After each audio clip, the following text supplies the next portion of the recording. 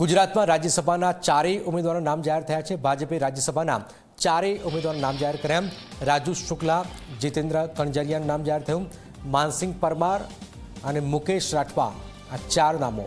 હવે ચાર નામો મહત્વપૂર્ણ છે, તમામે તમામ નવા નામો છે। જામ ખંભાળિયાના પૂર્વ ધારાસભાના પુત્ર છે જીતેન્દ્ર કણઝરિયા, ખંભાળિયાના પૂર્વ ભાજપના એમએલએના પુત્ર છે જીતેન્દ્ર કણઝરિયા। રામ મુકરિયા, નરહરી અમીન, રમીલા બારા રિપીટ ન થયા, જેમાં એક આદિવાસી ચહેરો રમીલાબેન બારા બાદ એક રાઠવાજીને મેદાનમાં ઉતારાયા, એક બ્રાહ્મણ ચહેરો, બે ઓબીસી ઉમેદવારની ટિકિટ મળી છે। ભાજપે તમામ ધારાસભ્યોને રવિવારે ગાંધીનગર બોલાવ્યા છે। સોમવારે રાજ્યસભાના ફોર્મ ભરવાનો અંતિમ દિવસ છે। સોમવાર સુધીમાં તમામ ધારાસભ્યોને ગાંધીનગર રહેવાની સૂચના છે। રવિવારે મુખ્યમંત્રી નિવાસસ્થાને તમામ ધારાસભ્યોની બેઠક પણ છે। જીતેન્દ્ર કણઝરિયા ઓબીસી સતવારા સમાજમાંથી આવે છે અને એક યુવા ચહેરો પણ છે અને એમને આ મોકો આપવામાં આવેલો છે અને એમને એક મોટી જિમ્મેદારી રાજ્યસભાના ઉમેદવાર એટલે કે રાજ્યસભાની ટિકિટ ફાઇનલ થઈ ચૂકી છે। રાજ્યસભાના ઔપચારિકતા બાકી છે। રાજુ શુક્લા તમે જુઓ, એ પણ મોટો ચહેરો, પણ જીતેન્દ્ર કણઝરિયા દેવભૂમિ દ્વારકા જિલ્લામાં ભાજપના સક્રિય કાર્યકર છે અને એમના પર આ પસંદગી ઢોળાઈ છે।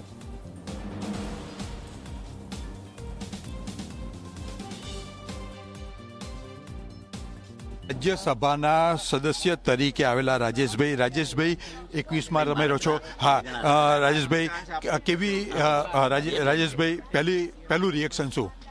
ભારતીય જનતા પાર્ટી નાનામાં નાના કાર્યકર્તાને કોઈ પણ પ્રકારનું કામ સોંપતી હોય છે અને અમારા માટે પદ અને પ્રતિષ્ઠા નથી, આ અમારા માટે દાયિત્વ છે। એ દાયિત્વનું વહન કરવા માટેની અમારી માનસિકતા હોય છે। પાર્ટીએ તમને ટિકિટ આપીને ક્યાંક ને ક્યાંક એ સાબિત કર્યું કે શાંતિથી જે બેસશે એને ગમે ત્યારે પુરસ્કાર પાર્ટી આપે છે। પાર્ટી પુરસ્કારની વાત નથી હોતી, પાર્ટી કાર્યકર્તાને હંમેશા કામ આપતી હોય છે। અલગ અલગ કાર્યકર્તાઓને અલગ અલગ જવાબદારી દાયિત્વ આપતા હોય છે। એમ મને પણ એક આ દાયિત્વ આપ્યું છે, એ વહન કરવા માટેની પરમાત્માને પ્રાર્થના કરીએ કે સારામાં સારી મને શક્તિ આપે। એક અંતિમ પ્રશ્ન, ક્યાંક જોવા જઈએ તો તમને જે રીતે આપ્યું છે, બ્રહ્મ સમાજમાં પણ એક લાગણી હતી ને એ લાગણી સંતોષાઈ છે। આગામી દિવસોમાં તમારા માટેની પ્રાથમિકતા શું હશે? પાર્ટી ક્યારેય દલગત અને જાતિથી ઉપર ઉઠીને જ કામ કર્યું છે।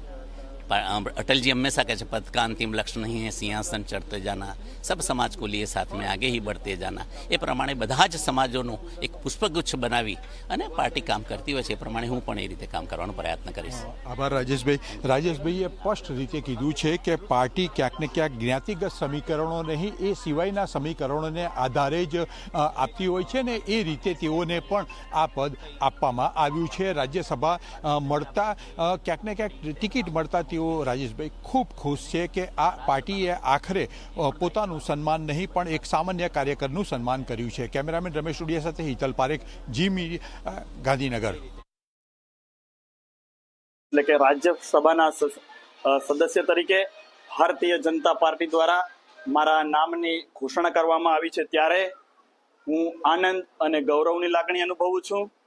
આ સાથે દેશના વિશ્વના લોકપ્રિય અને દેશના પ્રધાનમંત્રી માનનીય શ્રી નરેન્દ્રભાઈ મોદીજી, દેશના યશસ્વી ગૃહમંત્રી શ્રી અમિતભાઈ શાહજી અને ભારતીય જનતા પાર્ટીના અધ્યક્ષ શ્રી નીતિન નબીનજીનો હું ખૂબ આભાર માનું છું।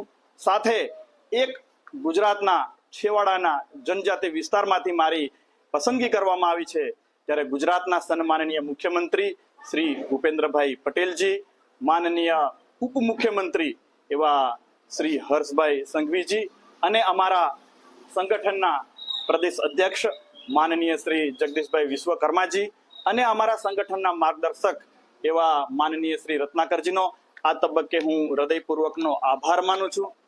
જ્યારે દેશના સંસદમાં ઉપલા ગૃહમાં રાજ્યસભામાં મારી પસંદગી કરવામાં આવી છે, ત્યારે દેશના નીતિ નિર્ધારણમાં અને રાષ્ટ્રની જે જનકલ્યાણકારી નીતિઓ છે એ ઘડવામાં એક સભ્ય તરીકે મારી નિયુક્તિ કરવામાં આવી છે, ત્યારે હું વિશ્વાસ વ્યક્ત કરું છું કે એમની પસંદગીમાં હું યશસ્વી નીવડીશ એવો વિશ્વાસ વ્યક્ત કરું છું।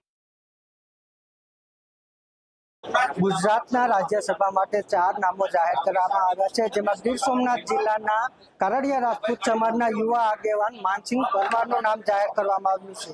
માનસિંહભાઈ સાથે આપણે વાત કરશું. માનસિંહભાઈ, નાની ઉંમરમાં તમારે આ પદ આપવામાં આવ્યું છે, શું પ્રતિક્રિયા તમારી? વિશ્વની સૌથી મોટી પાર્ટી ભારતીય જનતા પાર્ટી 1980માં જે પાર્ટીની સ્થાપના થઈ, બે કાર્યકર્તાથી શરૂ થઈ હતી આ પાર્ટી અને આજે વિશ્વની સૌથી મોટી પાર્ટી બની. એનું કારણ મારા જેવા હજારો લાખો આમાં નિષ્ઠાપૂર્વક કામ કરે છે. અને આ પાર્ટી કોઈ વ્યક્તિની પાર્ટી કે પરિવારની પાર્ટી નથી. આ પાર્ટી દેશના દરેક યુવાનો અને પોતાની સમજી અને પાર્ટીના દરેક યુવાનો કામ કરે છે. અને હું રાષ્ટ્રીય નેતૃત્વનું આદરણીય પ્રધાનમંત્રી મોદી સાહેબ, આદરણીય અમિતભાઈ શાહ સાહેબ, આદરણીય નવીનજી, આદરણીય ગુજરાતના પ્રદેશના અધ્યક્ષ જગદીશ વિશ્વકર્મા સાહેબ,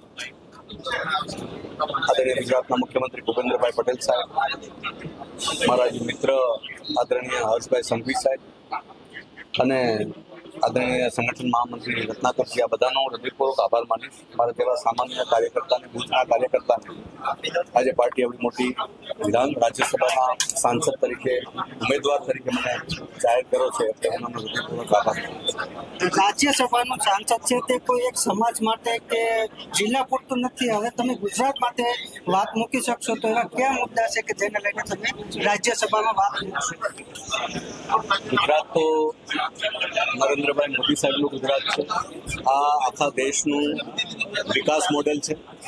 એટલે ગુજરાતમાં તો એવું કોઈ વસ્તુ ઘટતી નથી કે જે અમારે ક્યાંક કરવી પડે, પણ છતાં પણ વિસ્તારને લઈને, કોઈ યોગ્ય વિસ્તારને લઈને કોઈ નાની મોટી વાત હોય કે કેન્દ્ર સરકારને રજૂઆત કરવી પડતી હોય, એ સ્વાભાવિક રૂપે અમારા ભાગે આવશે. અમે રજૂઆત કરી અને કામ કરશું. બાકી તો આદરણીય પ્રધાનમંત્રી જે ગુજરાતનું નેતૃત્વ 12 વર્ષ નેતૃત્વ કર્યું છે અને એક વિકાસના મોડેલ તરીકે સમગ્ર દેશમાં એને પ્રસ્થાપિત કર્યું છે.